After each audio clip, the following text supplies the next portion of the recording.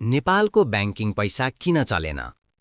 Corona महामारीदेखि 2026 सम्म सत्य, तथ्य र राजनीति। नमस्कार साथीहरू, आज म तपाईलाई एउटा प्रश्न सोध्न चाहन्छु। नेपालका ब्याङ्कहरूमा पैसा छैन कि पैसा भएर पनि चलिरहेको छैन? किनकि आज ब्याङ्क भन्छ लोन लिन आउनुहोस्, जनता भन्छ लोन लिन्न, राष्ट्र ब्याङ्क भन्छ अर्थतन्त्र चल्दैन। आखिर गल्ती कसको? कोरोना अघि घर जग्गा चलिरहेको, शेयर बजार उकालो, लोन सजिलै पाइने। मान्छे भन्थे लोन लिएर घर बनाउँछु, बिजनेस बढाउँछु। त्यो समय ब्याङ्कको पैसा बजारमा घुमिरहेको थियो। 2020 मा कोरोना आयो, लकडाउन, उद्योग बन्द, व्यापार शून्य, रोजगारी गुमियो। हजारौं मानिसले किस्ता तिर्न सकेनन्, ब्याज रोकियो, लोन बिग्रियो।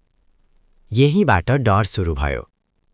सरकार र एनआरबीले किस्ता सारिदिए, ब्याज छुट दिए, रिसेड्युलिङ गरे। तर सत्य के हो? कमाई आएन, बजार खुलेन। यो राहत रोग निको पार्ने औषधि होइन, केवल पेन किलर थियो। त्यसपछि आयो डलर अभाव, आयात कडाई, एलसी रोग। आयात आधारित व्यवसाय, स्टक थन्कियो, पैसा अड्कियो, लोन तिर्न नसक्ने। ब्याङ्क डरायो, व्यापारी डरायो। एनआरबीले ब्याज बढायो, इएमआई 2 गुणा, घर बिजनेस बेच्नु पर्यो, मानसिक तनाव। आज पनि मानिस भन्छ ब्याङ्कको लोनले मेरो जीवन बिगार्यो। यो डर अझै बाँकी छ।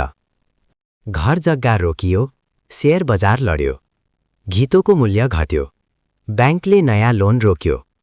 लोन नचल्यो बराबर अर्थतन्त्र नचल्यो। नेपालभर सहकारी डुबे, अर्बौं पैसा फस्यो। जनताले ब्याङ्क र सहकारी छुट्याएनन्।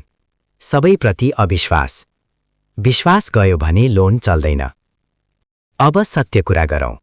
सरकार फेरिन्छ, नीति बदलिन्छ, मन्त्री टिक्दैन। लगानीकर्ताले भन्छ आज नियम के छ, भोलि थाहा छैन।